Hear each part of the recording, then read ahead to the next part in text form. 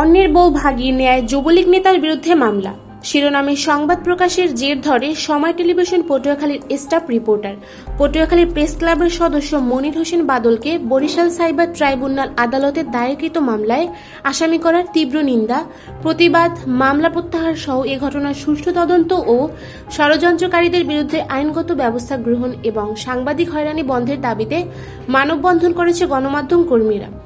সোমবার বেলা 10:30টায় পটুয়াখালী প্রেস ক্লাবের আয়োজনে পটুয়াখালী প্রেস ক্লাবের সদর রোডস্থ ভবন প্রাঙ্গণে অনুষ্ঠিত ঘণ্টাব্যাপী মানববন্ধনে অংশগ্রহণ করেন সর্বস্তরের সাংবাদিকবৃন্দ।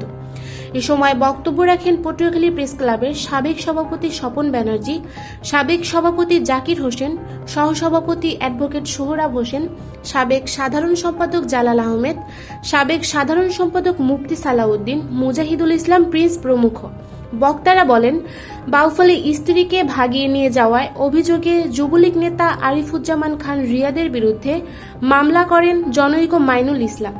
সেই মামলার সূত্র ধরে মনির হোসেন বাদল সময় সংবাদের অনলাইন পোর্টালে সংবাদ প্রকাশ করায় তাকে বরিশাল সাইবার ট্রাইব্যুনাল আদালতে দায়েরকৃত মামলায় আসামি করা হয়।